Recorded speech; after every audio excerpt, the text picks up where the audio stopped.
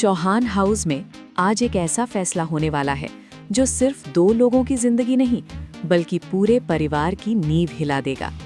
माहौल भारी है, दीवारें खामोश हैं और बीच हॉल में खड़ी है वसुधा। आंखों में दर्द, दिल में तूफान, क्योंकि चंद्रिका ने आखिर वो कर दिखाया जिसकी किसी ने उम्मीद नहीं की थी। उसने साजिश रचकर देव और वसुधा का तलाक करवा दिया।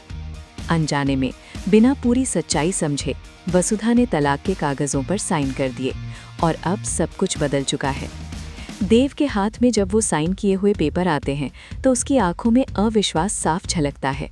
उसे यकीन ही नहीं होता कि जिस रिश्ते को बचाने के लिए वो हर दिन लड़ रहा था, वो यूं एक साजिश का शिकार हो गया।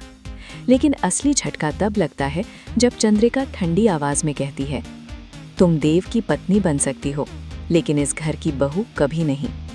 ये शब्द सिर्फ एक ताना नहीं थे, ये एक ऐलान था। एक दीवार खड़ी कर दी गई थी रिश्तों के बीच।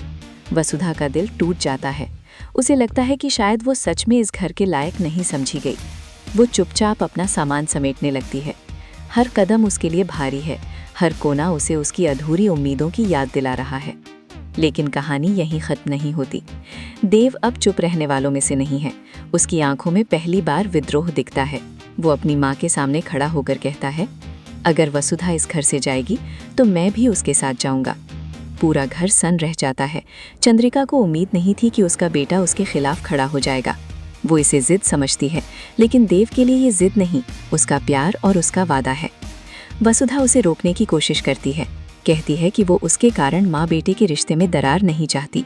लेकिन देव साफ कह देता है, जिस घर में मेरी पत्नी की इज्जत नहीं, वहाँ मेरा रहना भी बेकार है। ये सुनकर माहौल और भी ज्यादा गर्म हो जाता है। परिवार के बाकी सदस्य भी दुविधा में हैं। क्या सच में देव घर छोड़ देगा? क्या चंद्रिका अपने अहंकार के कारण अपना बेटा खो देगी? चंद्रिका आखिरी कोशिश करती है। वो कहती है, अगर तुम इस लड़की के साथ गए तो इस घर के दरवाजे हमेशा के लिए बंद हो जाएंगे। कुछ पल के लिए सन्नाटा। फिर देव वसुधा का हाथ पकड़ता है। उसकी आवाज गूंजती है, दरवाजे बंद होने से रिश्ते खत्म नहीं होते, लेकिन दिल बंद हो जाएं तो सब खत्म हो जाता है। और अगले ही पल देव और वसुधा चौहान हाउस की चौखट पार कर जाते हैं। चंद्रिका की आंखों में पहली बार डर दिखाई देता है। क्या उसने गुस्से में अपना बेटा खो दिया? क्या उसका अहंकार अब उसे अकेला कर देगा? बाहर खड़ी वसुधा पीछे मुड़कर आखिरी बार घर को देखती है। उसकी आंखों में आंसू हैं, लेकिन इस बार वो कमजोर नहीं है, क्योंकि इस बार वो अकेली नहीं है। लेकिन असली सवाल अब शुरू होता है, क्या देव और वसुधा नई जिंदगी शुरू कर पाएंगे? क्या चंद्रिका अपने बेटे को वापस लाने के लिए वसुधा को अपनाएगी, या फिर ये जिद आने वाले तूफान की शुरुआत है? क्योंकि ये कहानी अभी खत्म नहीं हुई, ये तो बस उस आग की शुरुआत है जो पूरे परिवार की सच्चाई सामने लाएगी। और आने वाले एपिसोड में होगा सबसे बड़ा धमाका, जब चंद्रिका को अपने फैसले पर पछतावा होगा। लेकिन क्या तब तक बहुत देर हो चुकी होगी?